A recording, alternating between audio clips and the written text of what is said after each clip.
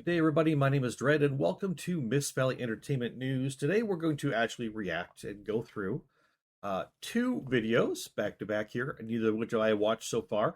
But first of all, we're going to go with Stelden doing Starfield as a Game of the Year according to Pathetic Xbox Fansite. Wow. And then we're going to tackle Connor Jabroni's Starfield Doesn't Deserve Awards, a short essay. Those kind of should go together, I do believe.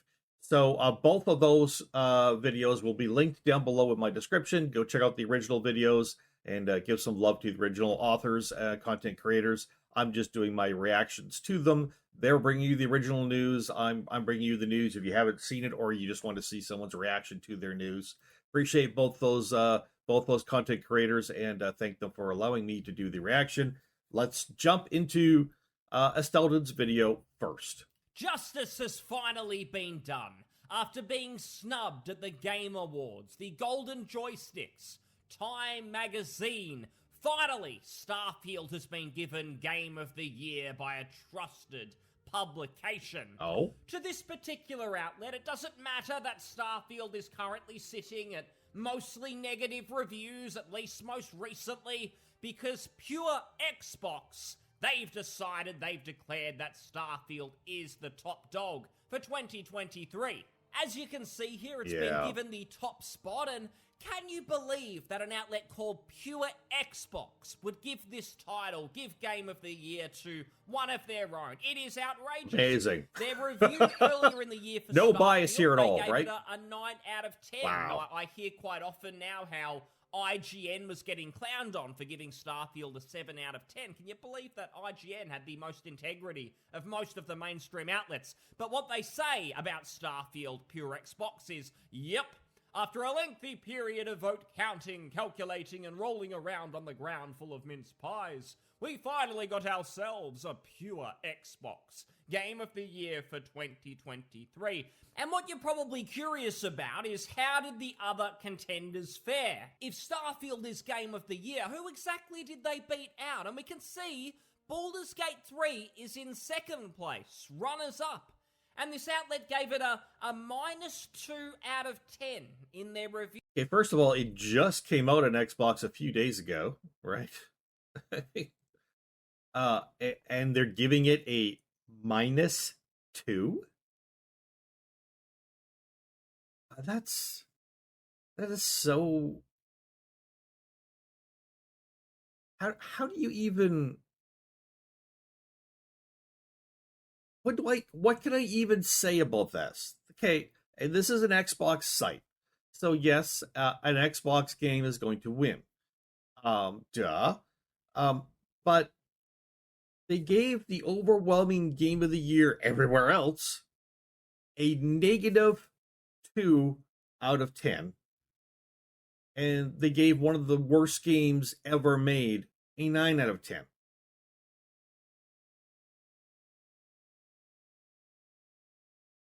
I don't even know.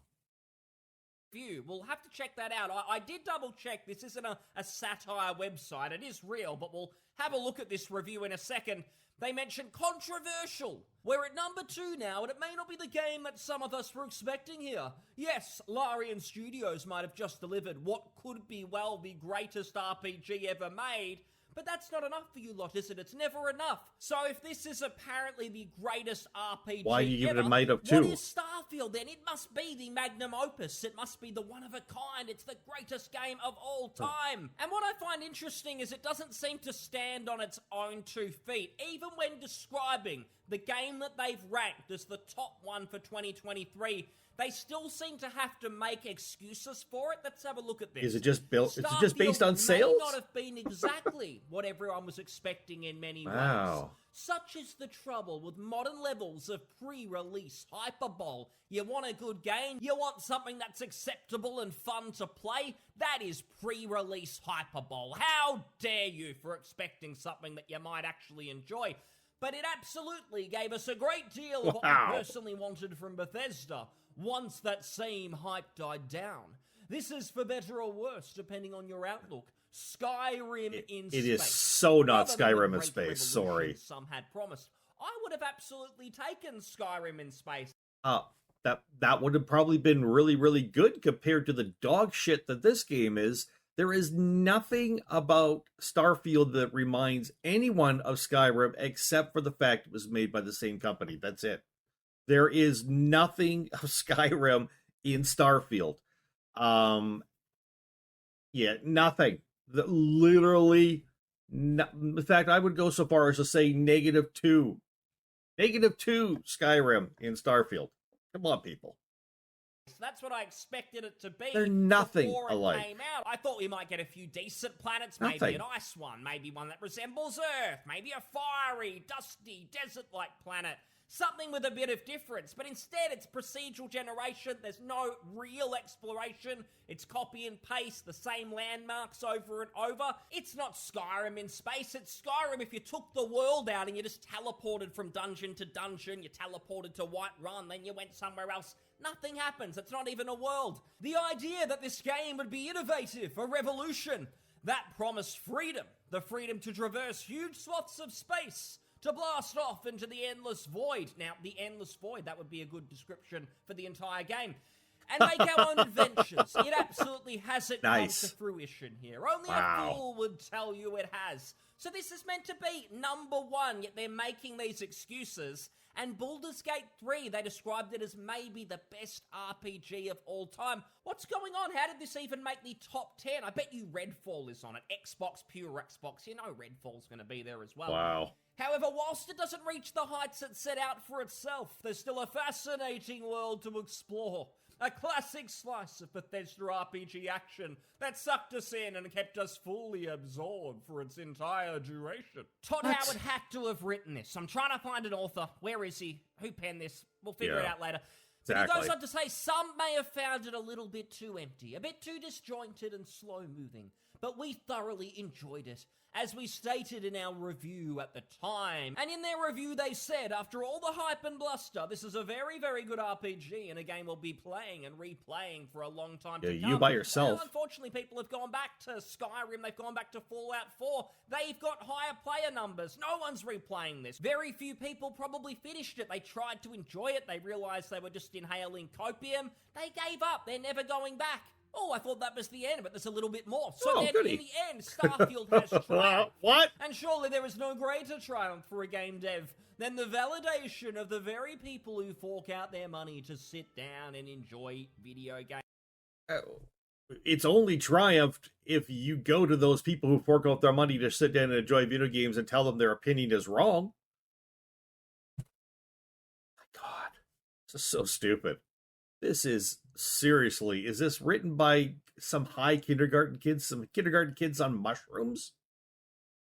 This reviewer didn't fork out their money, they were paid. This is called pure Xbox. It's not some non-partisan outlet. You were literally paid to suck up to Microsoft, to suck up to Bethesda. Jesus Christ. And if we look at some comments, even these people who actually voluntarily come to the pure Xbox website to get their news, to get their reviews, even they're not having it. I shouldn't be, but I'm shocked at the winner. That game is so bad. Starfield is an incredible game. Okay, maybe there are some Toddettes here. I spoke a bit too soon. But we do have this person. Starfield, really? The game has the most lazy designed story I've ever seen. And the game is filled with empty planets. It's an okay game at the most. Yep, true, real. And someone responding to a Copa says, the best game should get it, mate. Not a game just so you can say an exclusive of your fave bit of plastic justifies your purchase. That pretty much describes this entire website, this whole pure Xbox. Okay, this guy genuinely has Starfield brain. I put 300 hours in Starfield and I agree, it's game of the year. And if I'm gonna go by the games I've played, then Redfall is #2. It's runners up. I do plan on playing Resident Evil 4, but fuck that, the rest on the list is no. See, this is, I will be nice here, but this is, Rusty Duck,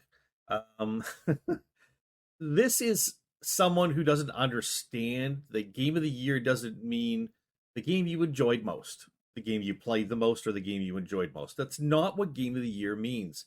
It's looking for innovation.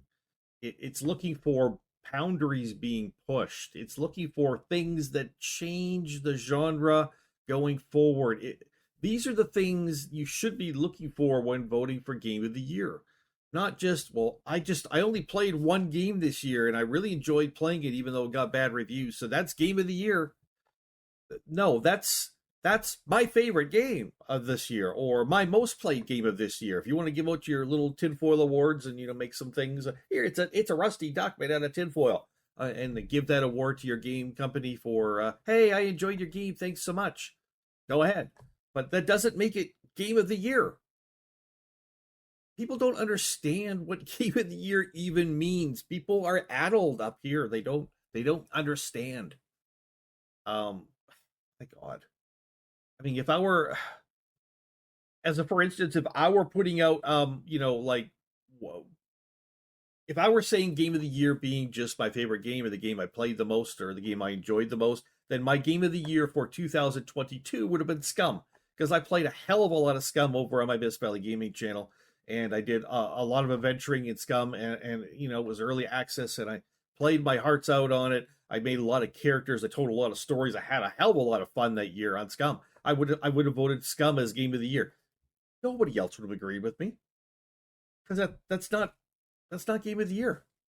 That's just the game I played the most or the game I enjoyed playing the most. I would have said Skyrim as my game of the year for 2023. Like, again, that's not game of the year.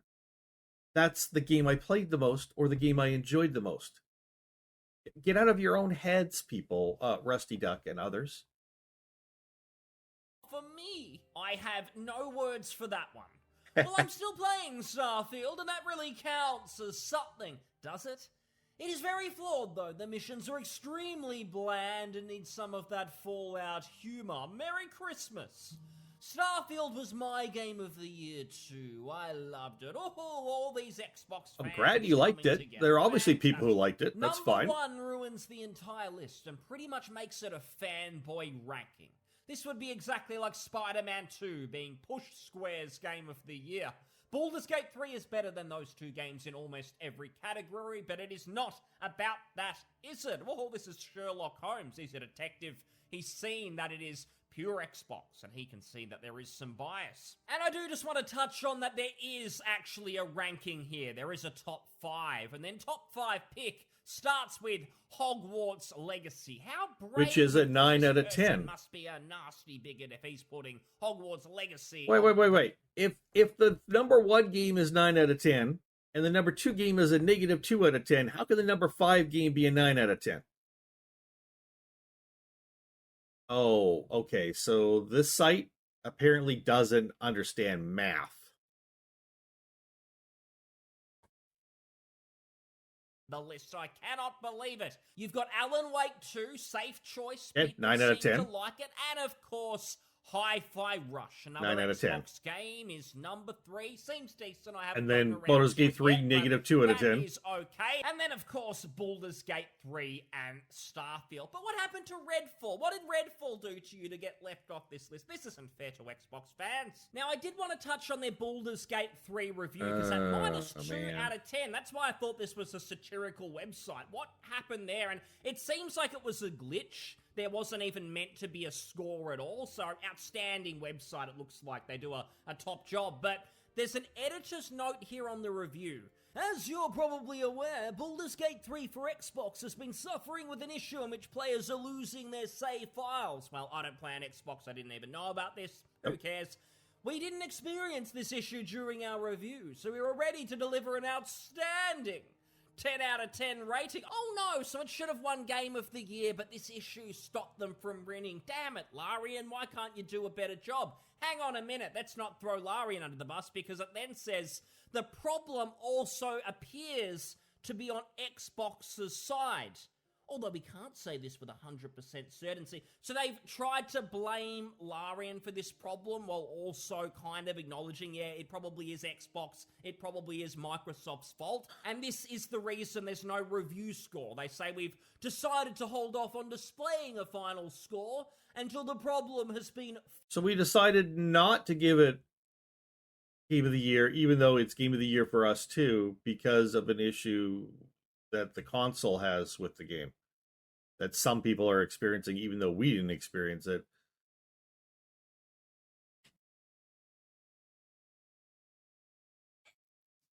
Did I just watch a whole video, Estelle? Did I just watch a whole video of the fact that Starfield was Game of the Year on this Xbox site, only to find out in reality Starfield is not Game of the Year? It's number 2, behind Baldur's Gate 3.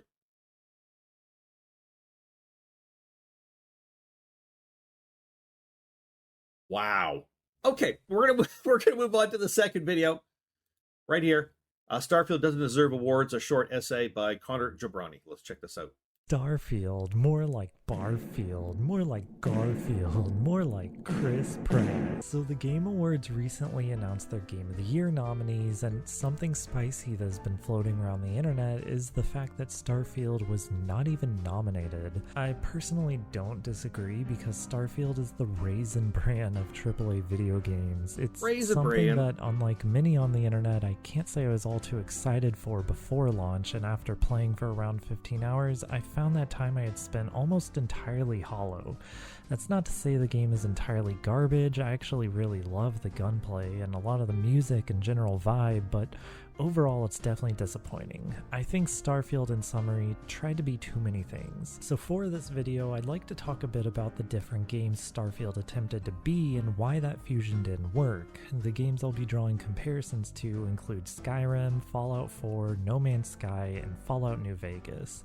As a brief personal note, I recently started an 8-to-5 job and the Game Awards is tomorrow at the time of recording, so this video is very lightly edited compared to my usual content because I just don't have the time. If you watch this video and you enjoy what I have to say, consider checking out my other stuff. A little You late can to this watch one, about literally 20 everything I've days uploaded later. in the last 3 years in the same amount of time it will take to watch this. So I want to include the comparison to Skyrim first, especially because Skyrim has been used as basically a litmus test for every open world game to come out since its release. If a game is open world, inevitably it will be compared to Skyrim, and I think that's for good reason. Skyrim is not the best open world game ever made, or even the most detailed, or even the most fun, but it managed to strike a balance between a huge environment hastily made for the sake of having a huge environment to explore, and enough humanity in the form of quests individually voice acted with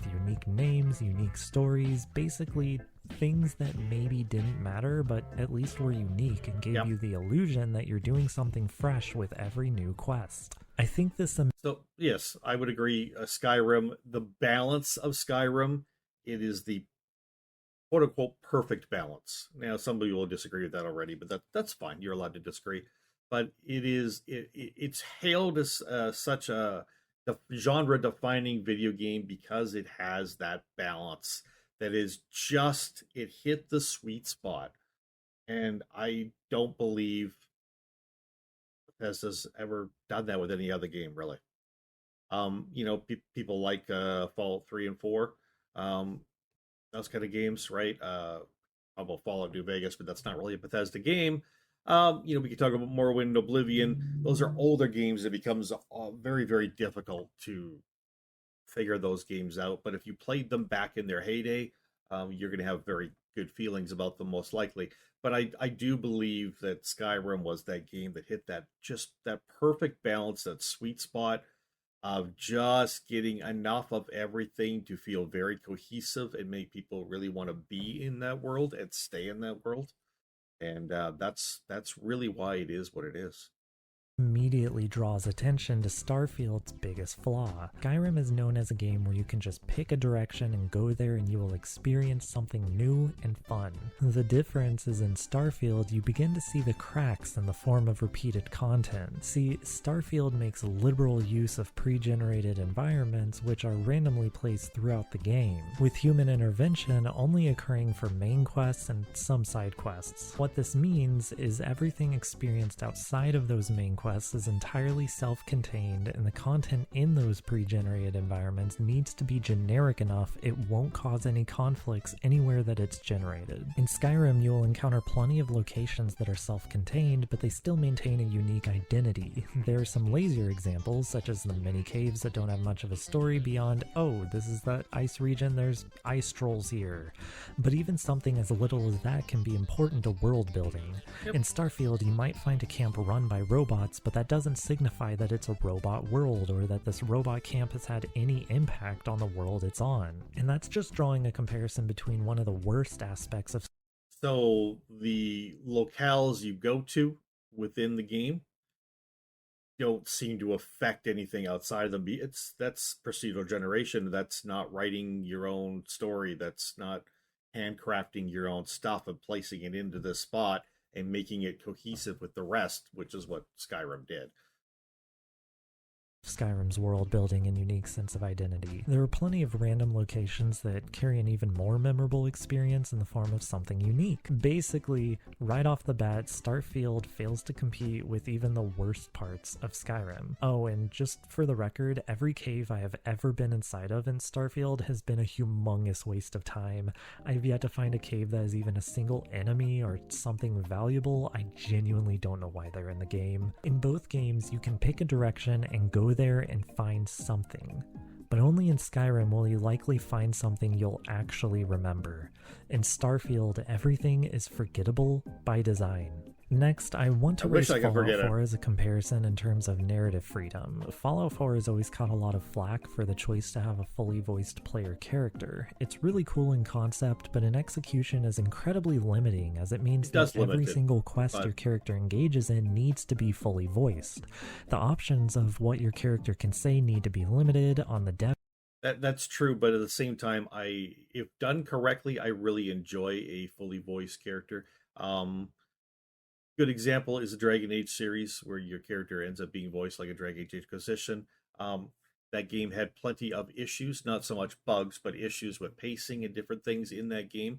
But it did a lot of things very amazing and stuff too. And being able to hear your character's voice, I think it really adds something to the game for me as a person who's into RPGs and into role play. I really enjoyed that. But a lot of games don't put it in because it does limit you, and it kind of pulls the game out of your imagination and into reality. Like, you can't just sit there and imagine what your character is saying. You're actually going to hear your character say it. Side, it's such an intense limit that forces all quests to be very intentional in their approach. So basically, you lose the freedom of text-based dialogue that can be changed at any point in the dev cycle without issue. With just NPCs voiced, you could create each quest in sort of a bubble, and all you are concerned with is that one voice actor. But having a VA for the entire game that reacts to every single piece of dialogue in that game meant that either they needed super generic dialogue that would get old fast, or that every piece of dialogue needed to be intentional, limited, and could not be changed later. Somewhat. To Fallout 4's credit, they do the latter. The game is fully voiced in an immersive way. One drawback is that quests don't really adapt depending on your faction standing, since that would introduce far too many variables to ever be a legitimate option, but for what it does surprisingly well, and in many ways strengthens the overall vision of the game's questing system. In the rare moments where the game leans to the former, well, it's noticeably bad and annoying. Just look at all the "another settlement needs your help" memes. It doesn't work, it breaks immersion, it's bad. Starfield does not have a voiced main character, and the quests in that game that are handcrafted are shockingly few. The main quest and faction quests, which amount to around 10 quests for each of the 4 side factions and around 20 quests for the main faction, so in total 60 quests, some of which are shorter than others, that were actually made deliberately to be exactly how they appear in the game. The environments, characters, state of the world, location, everything about these quests were actually designed to appear the way that they appear. What this means is nearly everything else in the game is a Preston Garvey quest. They don't exist in a vacuum, they aren't intentional, they aren't compelling. Instead, they're drag and drop quests to go shoot raiders in space, fly to another planet and like fetch shoot quests. raiders. Just kind of meaningless. Most of the time it's go shoot raiders. You can tell that this game was designed to be mindless and endless. This fantasy concept of a game where you can just shuffle around enough variables to result in an endless... So we want people to play our game forever, so let's put in mindless and endless quests. Oh, Bethesda. You have not learned anything. number of fun quests to experience. But with the system, you lose all sense of stakes. Everything is completely disconnected from anything outside of these auto-generated quests. They all just blend together into mush. You go from a steak dinner prepared by an actual human to a dollar store steak dinner thrown into a blender to ensure every single bite is as equally bland as the last. So we've established how Starfield's quest system is bland and uninteresting by design and why that doesn't work for a Bethesda game. Now, let's compare Starfield to its chief competitor, No Man's Sky, mainly in how the two handle space exploration and base building. First, I want to cover the most obvious. In No Man's Sky, the objective is to explore and discover.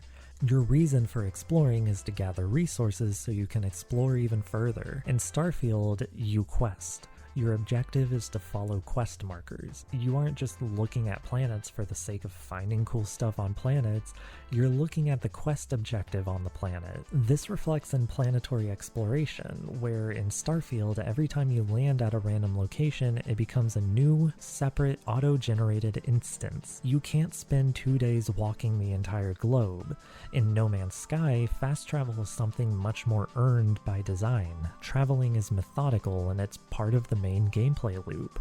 Starfield, the loop is holding down the fast travel button and waiting to be snapped to where the next quest is. This applies to space as well. In No Man's Sky, fuel is a resource you constantly seek to restock. The game is constantly advising you how long it'll take to reach the next objective. Even when light speed jumping, you still have to wait as you actually travel the distance. Starfield has the infamously scrapped fuel mechanic, which has several oddities involved. For one, you can travel as far as you want with no real limits. Weirdly, the game kind of discourages exploring as the handcrafted quests are all contained within a few select systems. Traveling outside of these systems just isn't going to be as rewarding narratively or in terms of the in-game currency or equipment. Secondly, orbital space is entirely manufactured, with the planets you're orbiting really nothing more than a high-quality void for your ship to spin in circles around. You can never get any closer or further away from any of the planets or suns in the distance, so exploration just doesn't even exist in these areas. Nope. Essentially, Starfield goes out of its way not only to discourage exploration, but to make pursuing exploration as unfun as possible. I do want to talk about base building. Please don't explore in our exploring game. In terms of shipbuilding, I have to admit the Starfield shipbuilder is way more fun and way cooler than any of the ship-related stuff that No Man's Sky has to offer. It's a lot like the Gummy shipbuilder from Kingdom Hearts 2, but significantly more in-depth, though both have a similar amount of inconsequentialness to them. In Starfield, your ship largely becomes nothing more than cargo storage. Orbital combat is bland, you can technically target various systems on ships, and if you get to that point, you probably already dealt enough damage that it's easier to just click on it and blow it up. Your maneuver options are way too limited to make evasive action something even worth pursuing. Your fuel systems don't matter since, like I said, it was a scrapped mechanic, so yeah, you can build cool ships, but there's really no reason to other than to give yourself a larger cargo capacity. You can also build bases in Starfield, but for one, the UI is so absent that it becomes a chore even remembering where your base was, along with sitting through all the inconsequential loading screens to visit said base. In No Man's Sky, it's just a matter of dropping a portal and hey, we're back home and ready to get to building. Another drawback is there really isn't any reason to build a base in Starfield. You can only station your companions at bases if you have the resources to give them a place to be stationed at. You really don't need to gather resources for any reason other than continuing to build. It's just a pointless mechanic. To recall Fallout 4 a bit, in that game bases could be auto-populated and served the purpose of providing you further access to resources and equipment. There's an actual purpose gameplay-wise to spend time doing it. That's a lot closer to how No Man's Sky handles base building. Don't get me wrong, I have a lot of nitpicks with base building in No Man's Sky, but at least there's a point to it. The game is so focused on gathering resources and discovering cool stuff that building a base rewards you with easier access to resources for you to either gather yourself or to auto-gather and collect, as well as just rewarding you with the experience of saying, oh cool, this planet looks pretty, I live here now. That's not even to mention that there is a full, fairly lengthy questline specifically associated with building a base that integrates with the main gameplay focus of exploration so effectively, and anything like that is almost entirely absent in Starfield. Lastly, I just want to compare the main story of Starfield to the main story of Fallout New Vegas a little bit. Note that some of these issues I'll talk about with Starfield are definitely applicable to Fallout 4 or even Skyrim, but I think it's still worth mentioning. Simply put, the main story does not matter beyond forcing you to travel to new locations and meet new NPCs. Agency doesn't really exist, and choices amount to when do you want to do the singular objective you've been given, or for some of the faction quests, either kill or don't kill somebody. It really doesn't matter either way, and you'll never see or hear of that character ever again, aside from the few you can add to your army of companions who do nothing more than repeat a line of dialogue dozens of times, if they even happen to be. So how are you feeling about Connor Jabrani here and what he's got to say about his about Starfield here in his essay? Let me know down in the comments below. One of the lucky ones you assign to your ship. It doesn't help that due to the lack of the world building I talked about at the beginning of this video, there's really nothing to establish characters or factions outside of their designated areas. Even NPC companions in New Vegas have Starfield beat, with companions frequently commenting on major story events, which works to not only further flesh out the identities of your companions, but to add a sense of importance to the story at hand. Even if it's just hearing an outside opinion, you're still immediately seeing an impact made by your choices. In Starfield, the best you can really hope for is companions to comment on the fact that enemies are currently nearby. I think the most brutal part of this video is the fact that I haven't even talked about many of the complaints I see about Starfield online. I haven't really talked about the flawed perk system, I didn't talk too much about how the content of the main story is just kind of boring, or how the companions in Starfield pale in comparison to even Skyrim's companions in terms of being compelling even a little bit. And let the record show, I think Skyrim has some really boring companion options. I will say this once again, the gunplay is fun. The shipbuilding, while almost entirely pointless, is fun.